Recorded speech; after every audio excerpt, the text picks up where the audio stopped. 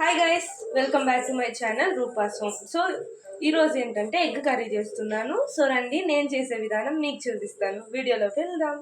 ముందుగా ప్యాన్ పెట్టుకొని తగినంత ఆయిల్ పోసుకోండి.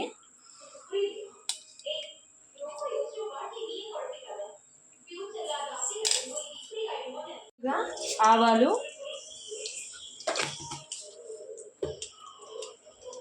జీలకర్ర, నేనైతే పచ్చనిపప్పు ఉద్దిపప్పు వేసుకుంటాను. మీకు వద్దంటే మీరు స్కిప్ చేసుకోవచ్చు. కలర్ వచ్చినాక కరివేపాకు, ఆనియన్,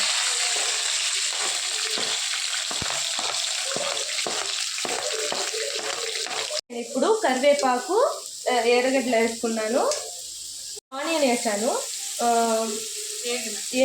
ఏగేంత వరకు అంటే ట్రాన్స్పరెంట్ అయ్యేంత వరకు వేయించుకొనేసేయండి. ఇప్పుడు తెల్లగడ్డలు, దంచి పెట్టుకున్న తెల్లగడ్డలు వచ్చేసి దంచి వేసుకుంటేనే మనకి టేస్ట్ వస్తుంది.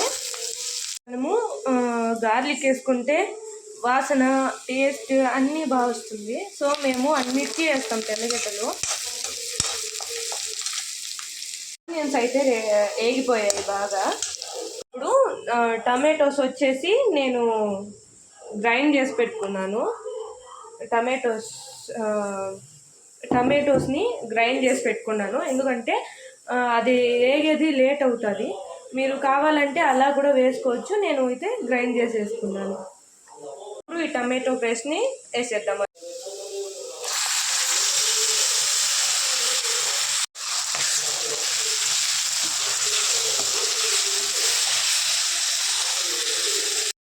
దీన్ని బాగా వాడ్చుకోండి, బాగా కలపెట్టుకోండి. తగినంత కారం తక్కువ ఉండే మిరప్పొడి, తని మిరప్పొడి బాగా కలుపుకోండి.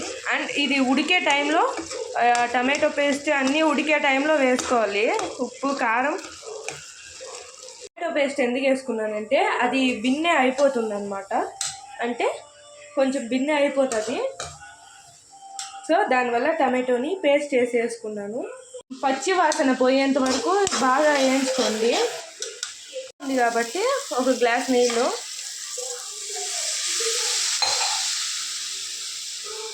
వాటర్ పోసి బాగా కలిపేసుకోండి. ఇందులోనే ఉప్పు కరెక్ట్గా చూసి వేసుకొనేసేయండి. నాకైతే ఉప్పు కరెక్ట్గా ఉంది. సో మీరు ఉప్పు కరెక్ట్గా చూసి వేసుకోండి.